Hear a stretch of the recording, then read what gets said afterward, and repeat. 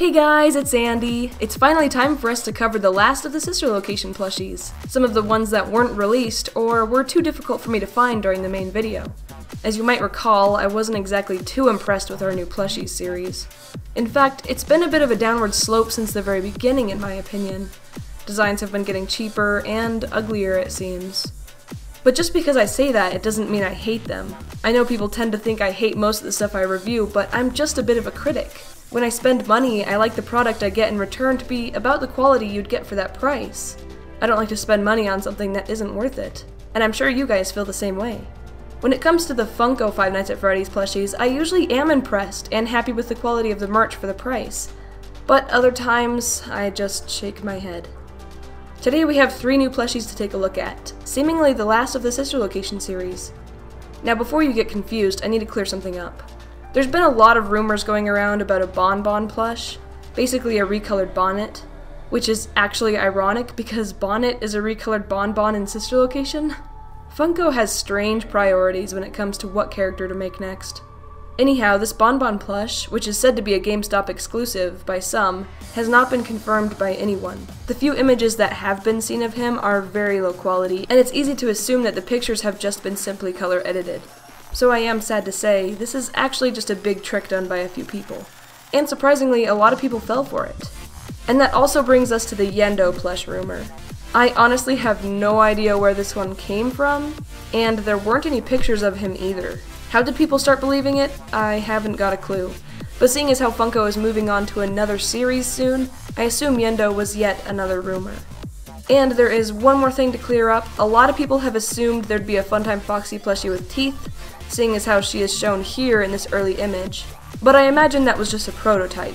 I never understood why they'd make 2 of the same character anyway. So yeah, very interesting. We had a lot of rumors going around during this series, which is always amusing. A bit saddening, yes.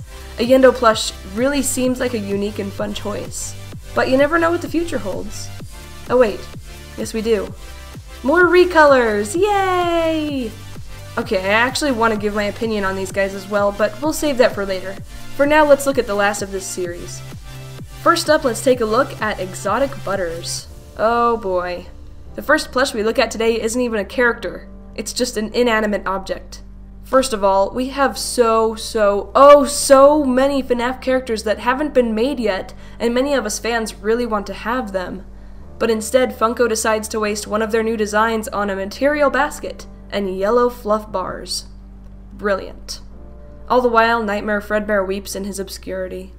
So yeah, I wasn't too keen on the idea of a meme sneaking into our merch, but we all saw it coming. Just like how Pickle Rick is already all over the gosh darn place, and it wasn't even all that funny. Anyhow, the quality of this plush is pretty decent. The butters are soft, and you can throw them at people. I like the fact that they're removable, but Funko should have been a bit smarter about how it was packaged in stores. Most of the stores I checked for this plush basically had at least 1 or 2 missing, because of rude customers who would steal them. So I ended up just ordering a brand new one. I wonder how many empty baskets are just sitting in the Hot Topic clearance boxes now. As for the design of the basket itself, I'm really confused with how they screwed up making it totally not look like a basket at all. The bow is kinda cheesy, yeah, I don't really mind, but I do mind the pattern that was used for this basket. It's so dark! You can only really tell it's a basket pattern by looking at the bottom. At first I thought maybe it wasn't their fault, maybe they just used the pattern from the game. I mean, the basket was sitting in a dark room, so maybe that's why it was so dark. But no, look at how light this basket is! You can clearly see the pattern. So yeah, it's Funko's fault. Next up, Ennard, one of the most important characters of Sister Location, and one of the biggest disappointments Funko has ever thrown at us. What? What is this? Are you serious? This is horrible! Beyond horrible even. Once again, another great example of how Funko should have stuck to the original body design for all characters. I mean, look at the material they used for Ennard's body. This is brilliant. It looks like it already has tubes running through it, but the body shape is so bad and distracting, it's hard for me to even enjoy it. Not to mention the absolutely horrible sewn-in outlines. It really looks like they had just started to make the patterns on him, but gave up halfway through. All or nothing, Funko. All or nothing! Sometimes things look better when they're simplified, and this is the perfect example of that. The material already did a good enough job, so the sewing they used here just ruined the good it already had. It really saddens me that they screwed him up so much. And remember those neat little cords coming out of Springtrap? Why didn't they do that here? Adding a few gray ones would have looked really neat. And take a look at that button. Yet another design that looks like they just didn't finish. Was it too hard to add 4 little black or gray dots to this? And don't even get me started on his face. I understand adding fullness to his cheeks, but Ennard does not have a snout! He's a humanoid character, for goodness sakes! And his eyes, oh boy. Is there even any logical reason as to why his eye looks like this? It seriously looks like a mistake! But all of them have this. Once again, they used the appropriately textured material, but they made it white for some reason, and added these horrible lines. There's even a strange line going through his wires up here. That has to be a mistake, right? At the very least, they got his eye color nearly correct, and his hat is actually spot on. But seriously, orange eyebrows? Once again, Funko getting random colors off for no reason. Similar to the missing eye, I don't understand what they were going for with his mouth. Instead of his top teeth, he gets nothing. And the bottom has random lines? All around, I think this design is just the worst one I've ever seen. Worse than Ballora. 10 times worse than Chica. I just don't understand how Funko could mess up this badly. Thank goodness there's a little bit of good in this video. I need some cheering up. A little bit! Such a fun little character.